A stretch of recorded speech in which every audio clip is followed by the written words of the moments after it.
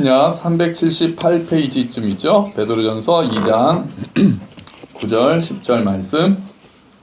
자, 우리 다 같이 한 목소리로 읽도록 합시다. 시작. 그러나 너희는 택하신 족속이요 왕같은 제사장들이요 거룩한 나라요 그의 소유가 된 백성이니 이는 너희를 어두운 데서 불러내어 그의 기이한 빛에 들어가게 하신 이의 아름다운 덕을 선포하게 하려 하심이라. 너희가 전에는 백성이 아니더니 이제는 하나님의 백성이요 전에는 긍휼을 얻지 못하였더니 이제는 긍휼을 얻은 자니라. 아멘.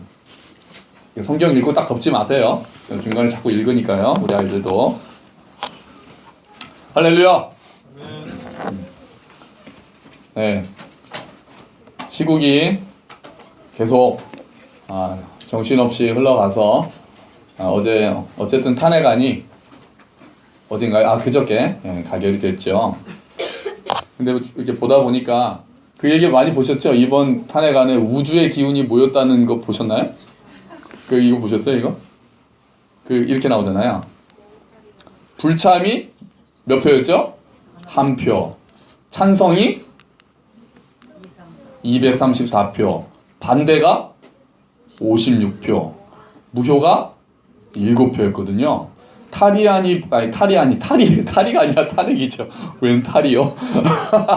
탄핵안 보고가 올라간 날이 8일. 탄핵안이 가결된 날이 9일. 우주의 기운이 모였다고. 참, 좀 신기하죠. 이게 뭐 우연일치겠죠. 근데 좀 그러잖아요. 뭐 이게 중요한 거 아니고요. 그냥 쓴 말을 그대로 돌려준 거니까. 어제 그래서 집회할 때 막 우주의 기운이 모였다 막 이런 말 나왔어요. 자, 사실 누구를 탄핵을 하느냐 마느냐의 문제가 사실은 그렇게 중요한 건 아니죠. 그동안에 대한민국에 잘못된 것들이 있었다면 그것들을 어떻게 제도적으로 바꿔나가느냐가 훨씬 중요한 거죠. 한 사람 누구 잘못 이러는 것보다. 그래서 정말 좀 평범하게 열심히 일하는 사람들이 대가를 좀 잘 받고, 그죠? 그렇게 좀 그런 사회가 점점 됐으면 좋겠습니다. 그러니까 좀 투명해지고 몰래 어떻게 하지 않고 법과 제도가 좀 정비가 되어서 부족한 것들을 잘 하고 그렇게 되면 좋겠습니다. 그래서 우리는 더 기도해야 됩니다. 이렇게 대통령이 안 물러나게 해주세요, 물러나게 해주세요. 이 기도는 저는 사실 별로 안 했어요. 그건 이제 그렇게 그게 목표가 아니죠. 그렇죠. 그게 목표가 아니죠. 누구를 내려오게 하는 게 목표는 절대로 아닙니다. 거기서 끝나는 게 아니라 그건 이제 시작이고, 어쨌든 억울한 것들이 있으면 진실이 드러나고 불의가 밝아지고, 어쨌든 정말 아까 말씀드린 대로 그냥 평범한 사람들이 열심히 일하면 좀 잘 될 수 있도록 경제나 정치나 사회나 이렇게 백 쓰고 돈 쓰고 그러지 않아도 열심히 하면은 좀 잘 될 수 있다라는 희망을 주는 나라가 되는 것이 가장 중요한 거겠죠. 그게 가장 중요하죠. 또 누가 또 온다고 그게 바뀌지 않으면 누가 위로 올라와도 별 상관이 없을 테니까요. 오히려 우리는 지금부터 더 기도를 많이 해야 합니다. 하나님이 원하시는 정의와 평화의 나라, 또 사랑의 나라가 어떻게 조금이라도 하나님 나라에 대한민국이 좀 닮아갈 수 있을 것인가. 그거는 예수를 믿는 정치인이 정치를 하느냐 마느냐랑은 전혀 상관이 없습니다. 전에도 말씀드렸는데요. 예수님 믿는 사람이 슬프게도 예수를 믿는 사람이냐 아니냐가 정치를 하면은 더 잘한다 못한다 하는 현재까지의 경험상은 전혀 상관이 없습니다. 그래서 더 기도해야 됩니다. 예수 믿는 사람이 대통령 되기 위해서 이런 기도는 하지 마세요. 그 앞에 한 말 들어가면 되죠. 제대로 믿는 사람 이렇게 들어가면 되는데 그 말 빠진 상태에서는 아무런 의미가 없습니다. 자, 근데 박근혜 대통령이 왜 결국은 탄핵에까지 이르게 됐습니까? 그래서 이게 개인의 문제라기보다 결국은 이제 어디까지 나갔죠? 제왕적인 대통령제 자체가 문제가 있다라는 곳으로 이제 많이 갑니다. 그러니까 한 사람이 누가 잘하고 못하고를 떠나서 이 대통령제, 우리나라에서 하고 있는 이 5년 단임 대통령제가 너무 대통령한테 권력이 많이 집중돼 있다. 그게 이제 문제라고 생각을 하는 거죠.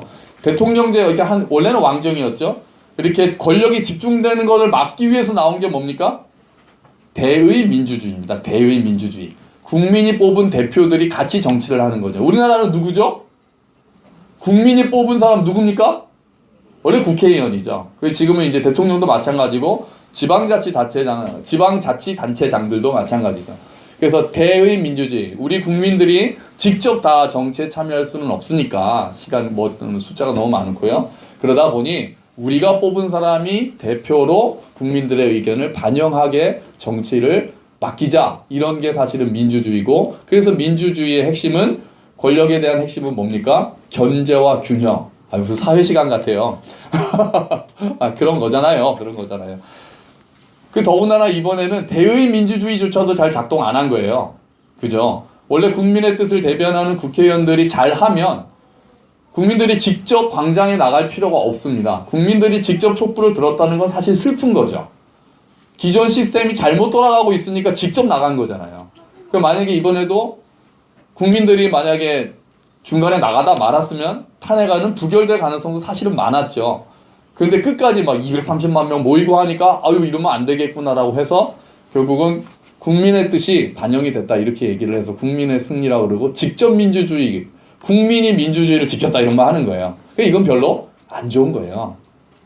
그럴 필요 없게 하라고 대통령을 뽑고 국회의원을 뽑고 잘 돌아가게 하려고 하는데, 그게 안 돌아가서 직접, 그러면 이런 문제가 생길 때마다 직접 나갈 겁니까? 우리가 좀만 문제가 생기면 또 촛불 들고 나가면 된다고 생각을 할까요? 저는 좀 전셋값 내리는 집회 한다 그러면 저는 진짜 매일 참여할 용의가 있어요. 집값 떨어뜨리는 집회 이런 거 한번 만들어 볼까. 지금 막 100만 명, 200만 명 다 모이면 어떻게 좀 안 되나 막. 그러게 별로 이렇게 바람직한 건 아니잖아요. 그런 식으로 한다는 것 자체가. 자, 그러면 이제 그렇게 해서 사실은 민주주의가 제대로 돌아가도록 이렇게 됐다고 칩시다. 그럼 이제 우리 사회 얘기는 이제 그만하고라도 이제 방향을 교회로 돌려보는 거예요. 여러분, 교회는 얼마나 민주화가 되어 있습니까? 한국 교회는 얼마나 민주화가 되어 있을까요? 대통령제가 제왕적 대통령제라고 해서 막 우리가 욕을 하는데, 그럼 과연 한국 교회 안에서는 민주화가 이루어져 있을까요? 그래서 이제 오늘 보려고 하는 거예요. 자, 종교개혁, 지금 내년이 종교개혁 몇 주년인지 아세요? 500주년이에요. 마틴 루터가, 이 사람이죠.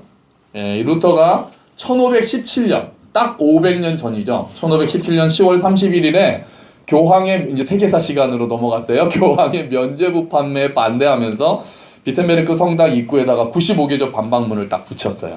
붙여가지고, 참 오늘 우리 초등학생들은 제가 체크하는 날인데 오늘 잘 쓰세요. 오늘 어려운 얘기 많이 나오니까. 오늘 설교노트 제가 검사합니다. 지난주에 안 했으니까.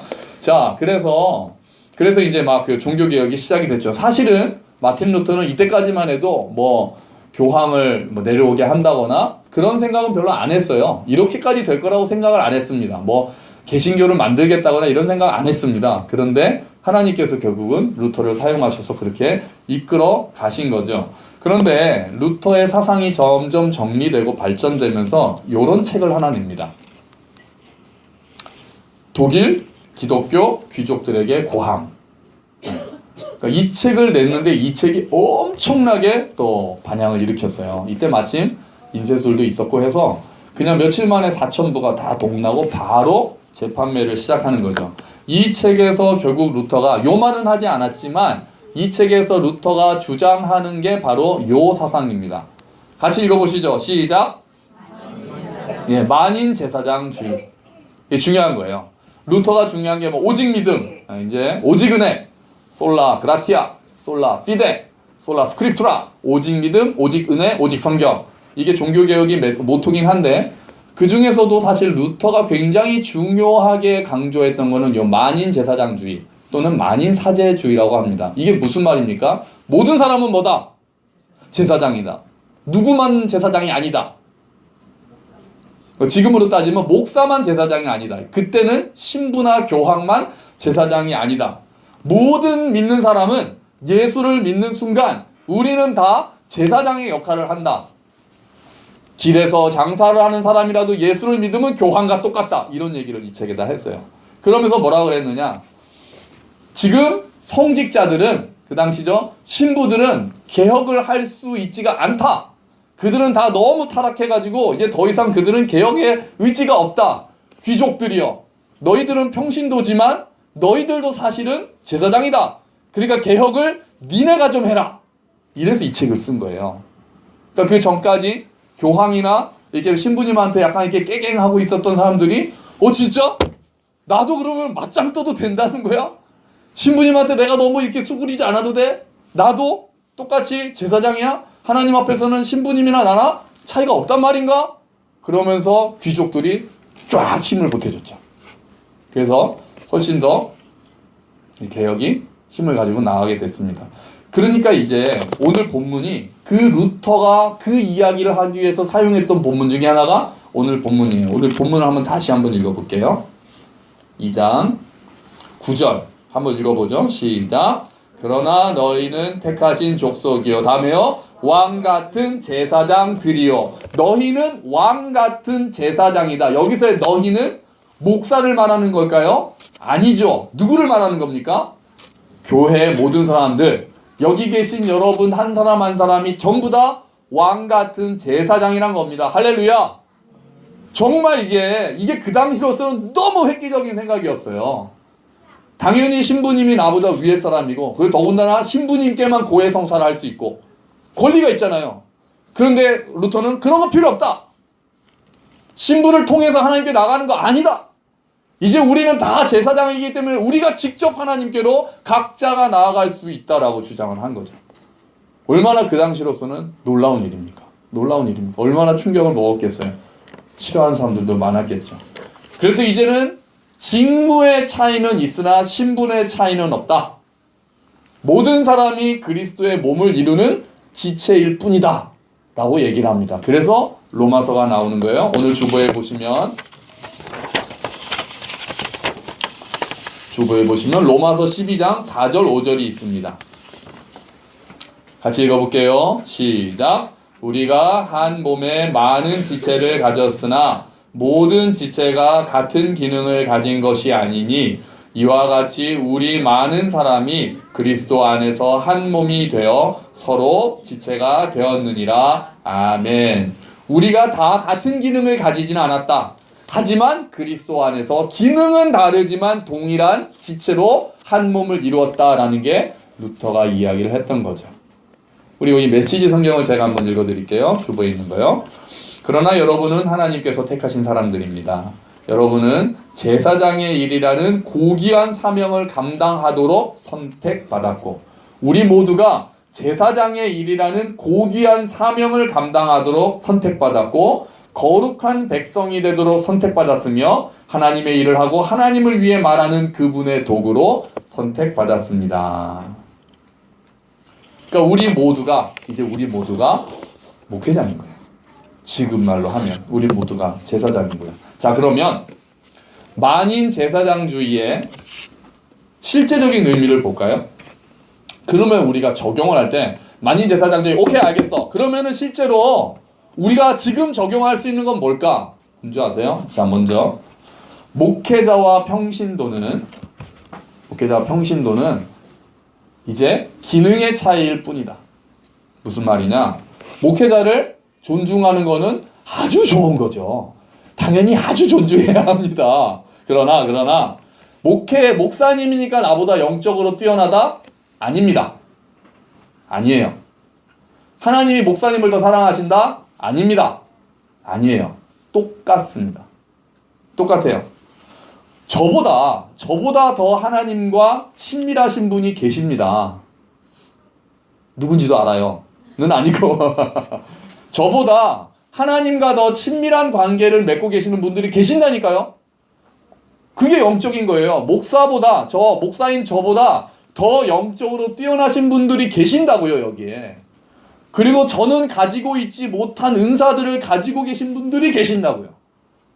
그러니까 목사가 그 위에 있는 게 아니라 우리는 다 동등한 상태에서 서로를 돕는데, 다만 기능의 차이가 있어서 제가 신학을 공부를 했고 좀 더 열심히 신학을 공부를 했고 지금도 좀 더 성경을 보고 하는 시간이 제 직업이니까요.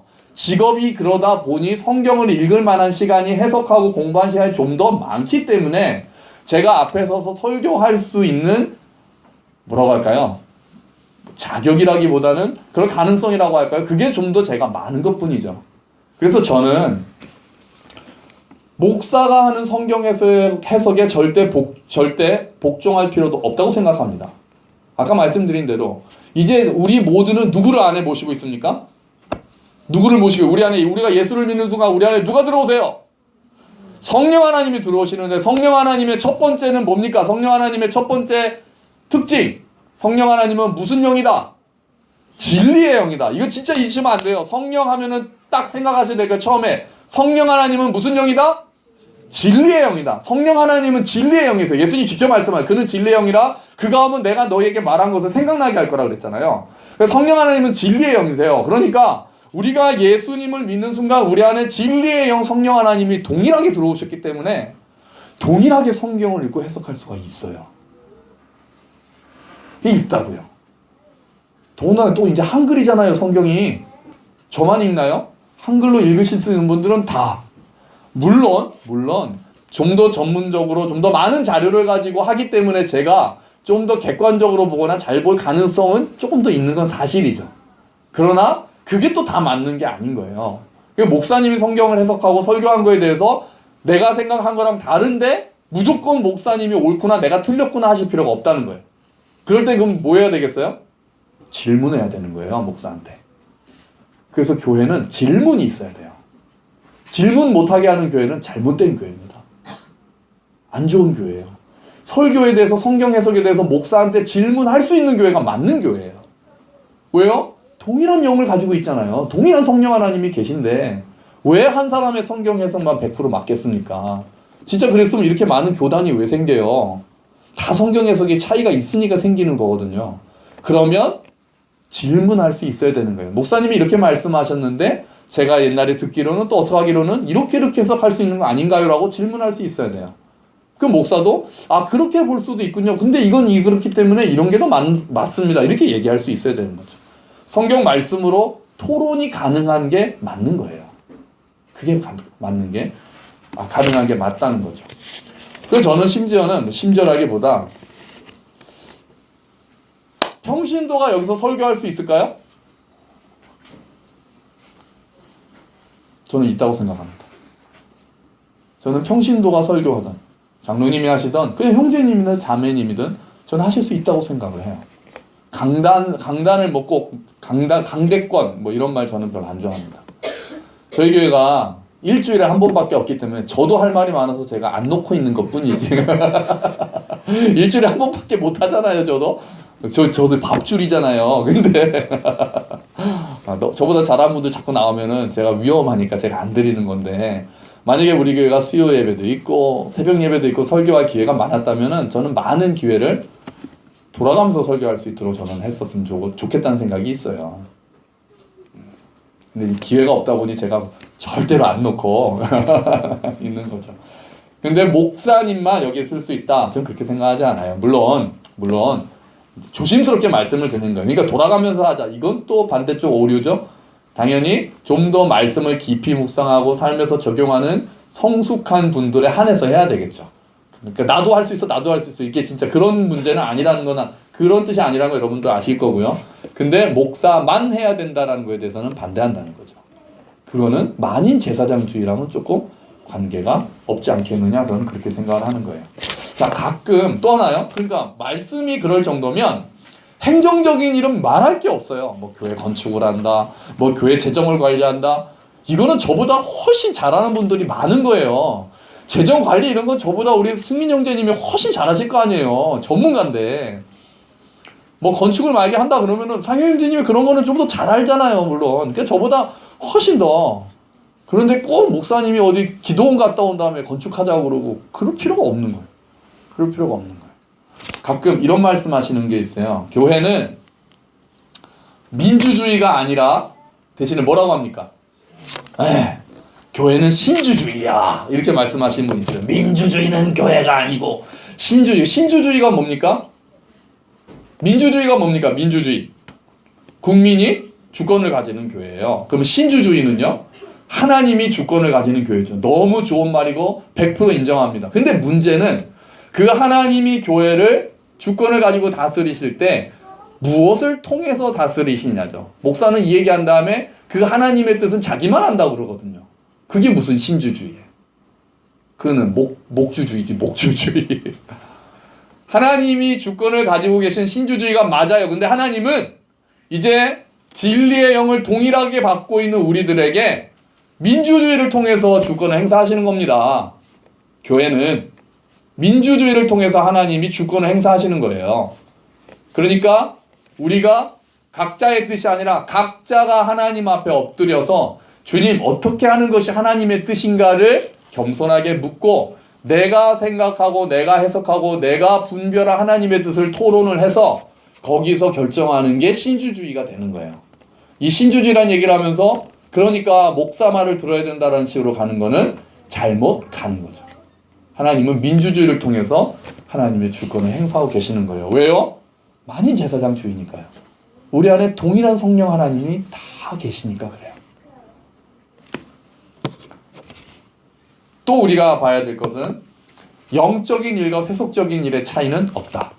이거 저희 강의에 계속 나오는 거잖아요. 뭐는 영적인 일이고 내가 직장에서 일하는 거는 세속적인 일이고 내가 교회 봉사하는 건 영적인 일이고 성경 일독하는 건 영적인 일이고 뭐 책을 그냥 소설책 보는 거는 세속적인 일이고 그런 구분은 없다. 하나님께서는 모든 것을 다스리고 우리는 모든 곳에서 각자의 자리에서 제사장으로 부르심을 받았다. 그러니까 엄마들은 집에서 자녀를 가르치면서 낳고 기르면서 제사장의 역할로 부르심을 받은 거고 또 직장을 다니는 사람들은 그 직장에서 제사장으로 부르심을 받은 거죠. 그건 세속적인 일이고 교회에 와서 교회의 일을 해야 된다는 것도 잘못됐다는 게 만인 제사장주의에 들어가는 말이에요. 그러면 하나님이 그렇게 우리를 제사장으로 왕같은 제사장으로 부르신 목적이 뭡니까?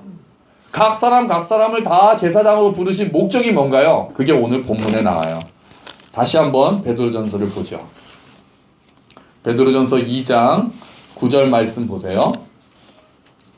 자, 제가 먼저 읽고 같이 읽을 부분을 읽겠습니다. 그러나 너희는 택하신 족속이요 왕같은 제사장들이요 거룩한 나라요 그의 소유가 된 백성이니 그 다음에 같이 읽읍시다. 시작. 이는 너희를 어두운 데서 불러내어 그의 기이한 빛에 들어가게 하신 이의 아름다운 덕을 선포하게 하려 하심이라. 아멘. 무슨 말입니까? 우리를 각 사람들을 다 각자 서 있는 직장에서나 가정에서나 어디에서나 시장에서나 어디에서나 제사장으로 부르신 목적은 하나님의 아름다운 덕을 선포하게 하기 위해서요. 어디서요? 교회에서가 아니라 가정에서, 직장에서, 거리에서, 학부모 모임에서, 학교에서 그 자리에서 하나님의 덕을 선포하게 하시기 위해서 우리 한 사람 한 사람을 다 왕같은 제사장으로 세우셨다는 거예요.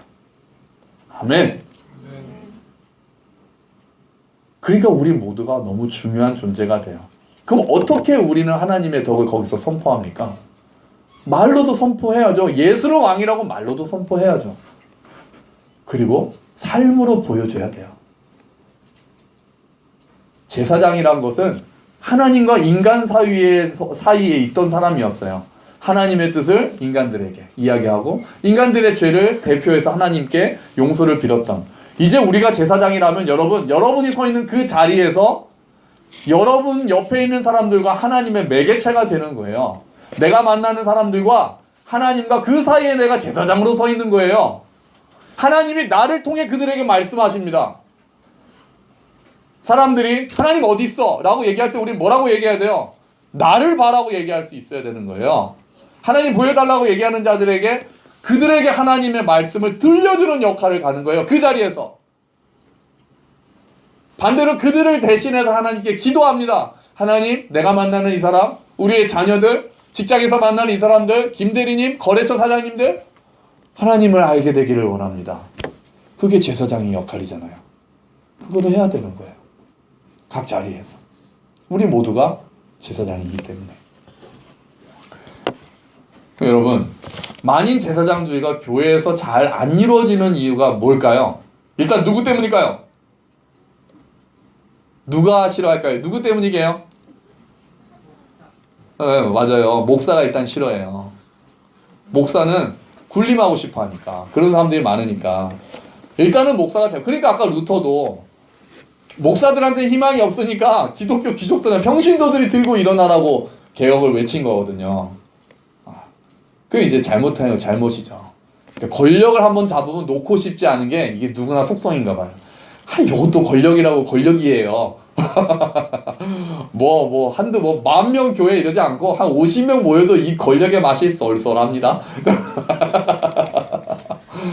이거 안 넣어. 제가 절대로 안 넣잖아요. 자, 그런데 여러분, 목사만 잘못입니까? 아니에요. 여러분의 잘못이에요. 평신도들의 잘못도 굉장히 많습니다. 어떻게 해요? 뇌를 목사한테 맡겨요. 자기가 제사장 역할을 하기는 생각보다 어렵거든요. 그렇잖아요. 내가 더 하나님을 알아야 되고, 내가 하나님께 더 나아가야 되고, 책임지고 공동체에 뛰어들어야 하기 때문에 그게 사실은 좀 부담스럽고 하니까 그냥 목사님이 알아서 다 해주세요 이렇게 하는 거예요. 그러니까 목사가 넙죽넙죽 여러분이 주시는 권력을 받아먹는 거예요. 그래서 만인 제사장주의가 안 되는 거예요. 목사님이 나보다 영적으로 더 깨어 계시고, 그리고 하나님과 나를 연결하는 사람으로 목사를 생각하는 경우가 있어요.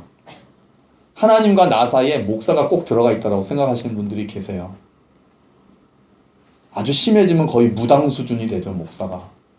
목사님의 말씀을 통해서만 하나님 음성을 들으려고 하고, 하면은 목사님이 직접 와서 신방을 꼭 하셔야 되고, 목사님의 축도를 받아야만 내가 뭔가 잘 될 것 같고. 아니에요. 우리는 다 각자가 하나님께 나아갈 수가 있는 거예요. 목사도 진실한 마음으로, 저는 이 교회를 책임지게 되어 있는 자리에 있으니 진실한 마음으로 함께 기도하는 형제인 거죠. 거기서 영적으로 더 위에 있어서 다 나한테 내가 배워야 되고 그런 게 아닌 거예요. 그러니까 마찬가지로 평신도라 불리우는 보통 우리 성도들이 그 권력을 목사한테로 다 그렇게 보내버리면 안 되는 거예요.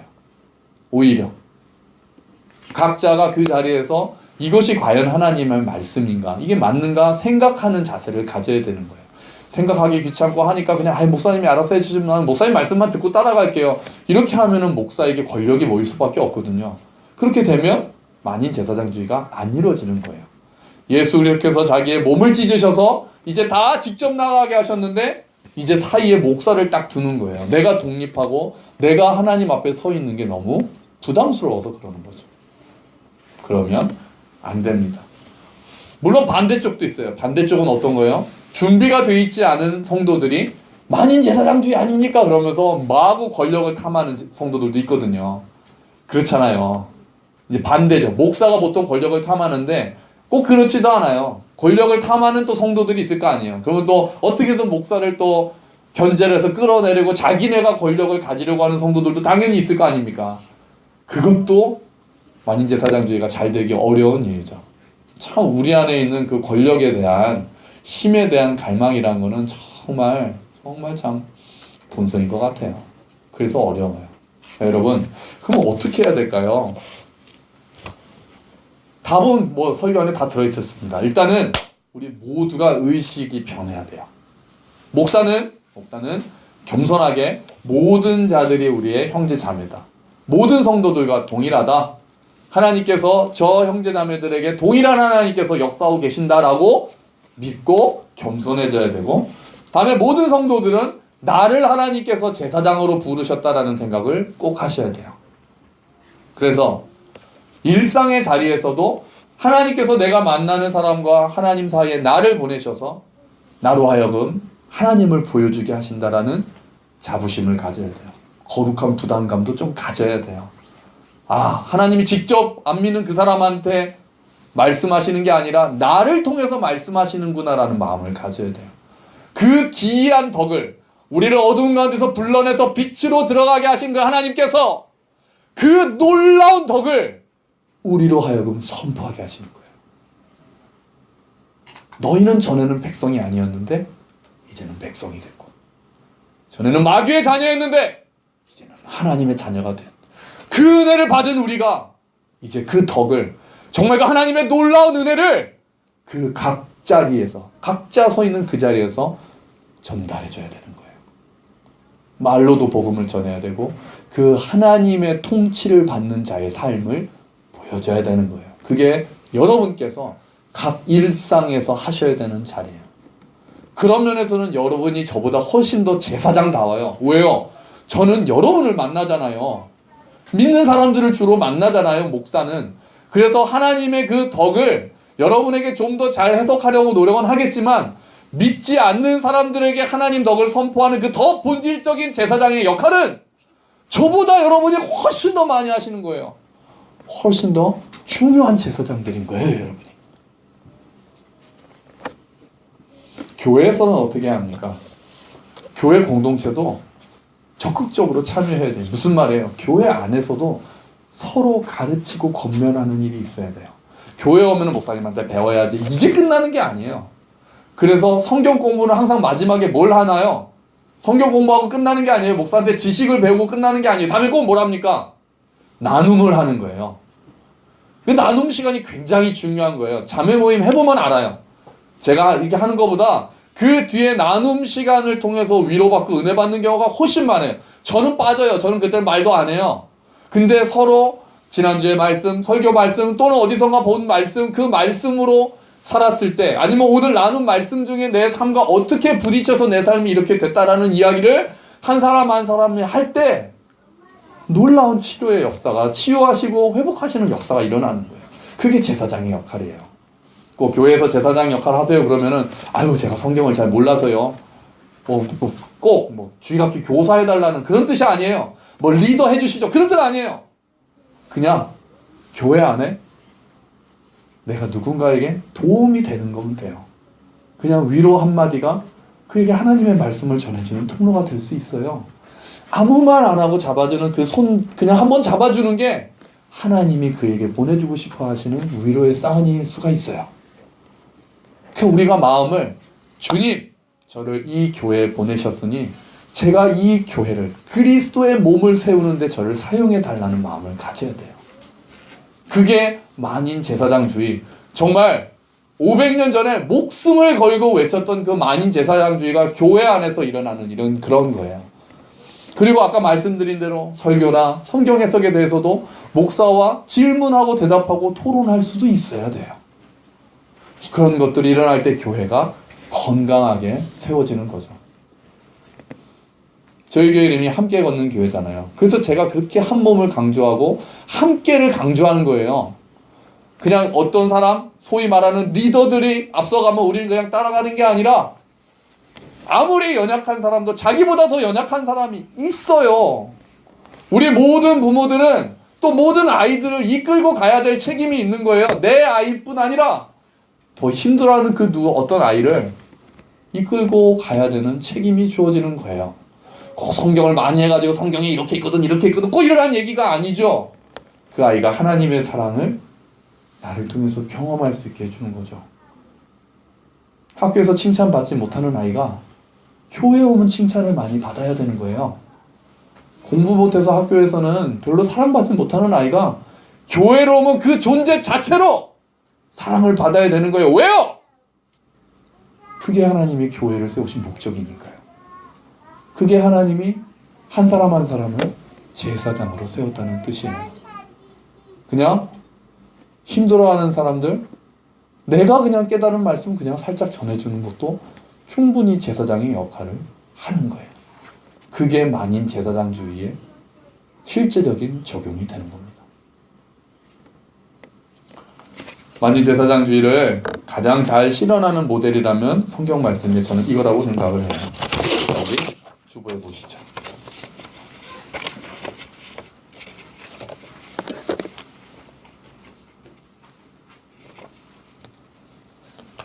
골로새서 3장 16절부터 17절 말씀 마지막에 있는 건데요. 같이 읽어봅시다. 시작. 그리스도의 말씀이 너희 속에 풍성히 거하여 모든 지혜로 피차 가르치며 권면하고 시와 찬송과 신령한 노래를 부르며 감사하는 마음으로 하나님을 찬양하고 또 무엇을 하든지 말에나 일에나 다 주 예수의 이름으로 하고 그를 힘입어 하나님 아버지께 감사하라. 여기에서 아멘. 여기에서 제일 중요한 단어가 있습니다. 뭘까요? 오, 맞아요. 여기 광민형제 1점 피차입니다. 피차. 피차 가르치며, 한 사람이 한 사람 일방적으로 가르치는 것이 아니라 서로 가르치라는 거예요. 목사가 배워야 할 때도 있는 거죠. 장로님이 아이에게 배우셔야 할 때도 있는 거죠. 아이들이 우리를 가르칠 때도 너무 많잖아요. 처음 온 사람이 목사를 가르칠 수도 있는 거예요. 피차 가르치며 권면하는 것, 이것이 교회가, 만인 제사장주의를 제대로 실천하는 교회가 가지고 있는 일인 것입니다. 하나님은 우리 모두를 그리스도의 몸으로 부르셨습니다. 일방적으로 다스리고 맹목적으로 복종하는 것은 그리스도의 몸과는 어울리지 않습니다. 우리는 다 동일한 지체이기 때문에 머리에만 순종하는 거예요. 예수 그리스도에게만. 서로는 돕고 권면하고 함께 걸어가는 것입니다. 우리 교회가 서로 존중하고 피차 가르치고 권면해서 함께 걷는 교회가 되기를. 그래서 만인 제사장주의가 실현이 되고, 아이들도 아이들끼리 제사장이 될 수 있고, 아이들이 어른들과 하나님 사이에서 제사장이 될 수도 있고, 우리 모두가 서로가 서로 사이에서 하나님과 그 사람 사이에서 제사장이 되어주기를. 그리고 각자가 삶 속에서 제사장으로 부르심을 받았다는 자부심으로 또 거룩한 사명감으로 살아가시는 저와 여러분이 되시기를 주의 이름으로 축원합니다. 아멘. 같이 기도하죠. 하나님, 우리 모두를 제사장으로 부르셨다는 말씀이 어떻게 적용돼야 될지를 생각해 봅니다. 목사와 평신도 구분이 있는 것도 아니고 직분에만 차이가 있음을 알아서 내가 하나님의 제사장임을 기억하게 해주십시오. 그래서 내가 주변 친구들, 동료들에게 하나님의 사랑과 말씀을 전해주는 통로가 되게 하시고, 또 교회 안에서도 서로 가르치고 세워주는 교회가 될 수 있도록 주님 도와주십시오. 그러기 위해서 내가 더 깨어있고 생각하고 기도하는 내가 될 수 있도록 도와주십시오. 우리 함께 이렇게 기도하겠습니다. 하나님 아버지 감사합니다. 주님께서 은혜를 베풀어 주셔서 아버지 우리가 또 이렇게 말씀을 함께 보았습니다. 하나님, 만인 제사장주의를 주장하면서 종교개혁이 일어났는데 어느새 우리는 또 교회 안에서도 권력이 이루어지기도 합니다. 또 우리가 그 권력에 대한 부담 때문에 자유가 부담스러워서 그냥 권력을 생각 없이 맡길 때도 있습니다. 하나님, 우리 한 사람 한 사람이 서로에게 제사장이 되어주고 또한 세상과 하나님 사이에서 제사장이 되는 우리가 될 수 있도록 주님 도와주시옵소서. 아버지, 우리 연약한 우리들 주님께서 은혜를 더하여 주셔서 하나님, 그곳에서 정말 하나님 앞에 먼저 바로 서고 함께 자라갈 수 있도록 도와주시길 원합니다. 오 주여, 은혜를 베풀어 주시옵소서. 아버지, 은혜를 베풀어 주십시오. 하나님, 우리의 심령을 회복시켜 주시고 아버지, 감사함으로 자신감으로 서 있을 수 있도록 우리에게 함께 하시는 진리의 영 하나님께서 하나님 우리에게 말씀을 전해주시고 말씀 위에 설 수 있도록 주님 도와주시옵소서. 위로하시는 아버지, 하나님 앞에서 바르게 서 있는 우리가 될 수 있도록 주님 도와주시옵소서. 감사합니다. 아버지, 오 주님 감사합니다. 아멘. 하나님 아버지 감사합니다. 주님, 우리를 왕같은 제사장으로 세우신 하나님 감사합니다. 하나님, 먼저 내가 하나님 앞에 그 의식을 가지고 살기를 원합니다. 하나님, 내가 주변에 만나는 친구들, 또 동료들, 일상에서 하나님께서 나를 제사장으로 부르시고 보내셔서 그곳에서 그들에게 하나님의 사랑과 하나님의 말씀을 전해주는 통로가 될 수 있도록 주님 우리에게 힘을 주시고 능력을 더해 주시옵소서. 아버지, 또한 교회 안에서도 우리가 피차 가르치고 권면하며 찬양하는 교회가 되기를 원합니다. 우리가 각 사람이 먼저 겸손하게 우리 지체를 통해서 말씀하시는 하나님의 음성을 들을 수 있도록 해주시고, 또한 우리가 그 자리에 설 수 있다는 것을 알아 서로 가르치고 권면하며 서로 격려하며 세워주는 교회가 될 수 있도록, 한 사람들 한쪽에서만 일방적으로 가르치고 한쪽에서는 맹목적으로 순종하는 것이 아니라 서로 겸손하게 또한 즐겁게 감사하면서 찬양하면서 권면하는 교회가 될 수 있도록 주님께서 은혜를 베풀어 주시옵소서. 감사합니다. 주님이 모든 말씀 예수 그리스도의 이름으로 기도합니다. 아멘. 다 같이 일어나셔서